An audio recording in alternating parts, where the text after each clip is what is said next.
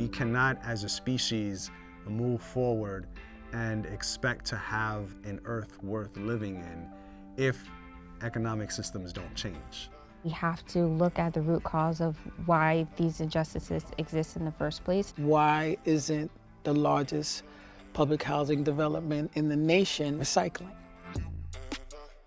You've got these businesses that are really trying to meet a need in their community, but their members, and the community that they're in don't have much money because of a legacy of systemic racism.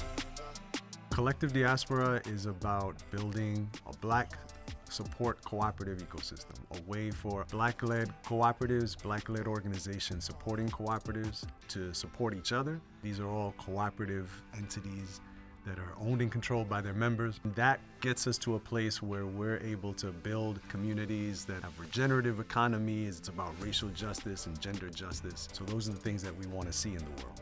Our organization is called You Are More Than, and our mission is to plant seeds of emotional well-being, educational growth, and pathways to financial freedom within the lives of Black, Indigenous, people of color, and LGBTQ+ survivors of the commercial sex industry. Our work is geared on creating jobs for New York City housing residents through a recycling program. I discovered that there was no recycling at Night Shift. There was a lot of pushback, and I pushed harder.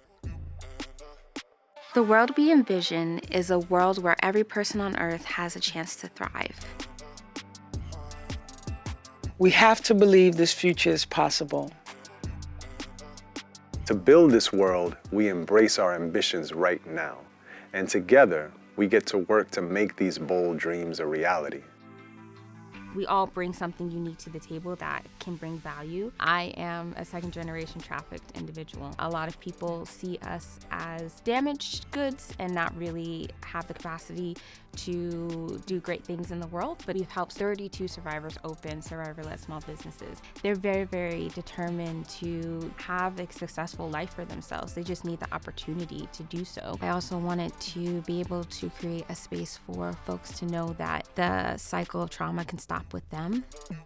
We are going to be communities that drive our own destiny, and that's what self-determination is about. We call our work our green ministry. We make it possible for you to do something, and every little bit helps. Everyone we reach, if we can reduce their carbon footprint in any way, it's a step toward a better future. Everything that is possible tomorrow requires radical leaps of imagination today. It's why we do the work we do.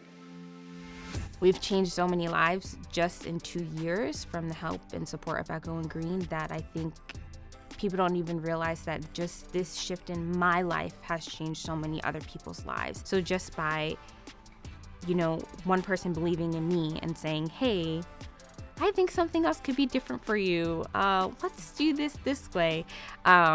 Really, really has changed the trajectory of my life. We have some survivors who are going into education programs that will help them get out of poverty and have completely different lives for themselves. So I think in the future, I like to see that we're no longer telling people, hey, make room for yourself at a table that was never built for you. Let's teach you how to build your own table so that we can learn how to bring the community together, so that no one is excluded anymore. The future that I'm fighting for looks like behavior change, like hundreds and thousands of people having this behavior change to understand and respect that we have to take care of our world and not the other way around. There's a world that I want to live in where I can enjoy the grass and the sun and the trees, and I can enjoy the spaces around me and not have to live in fear that I'll be stopped in the street. I want that for my kids, and I want that for their friends and my grandkids. I want that for all of us. I want to live in a beautiful world. Each of us must act. Our collective imperative is to fuel the visionaries, the dedicated, the dreamers, who are pulling unfair systems out by their roots and planting new seeds to sprout change in our communities. Healthcare access, well-paying jobs, safety and security, access to knowledge, a flourishing planet, and joy. Always joy. We act today to leave behind a world brimming with possibilities for future generations to come.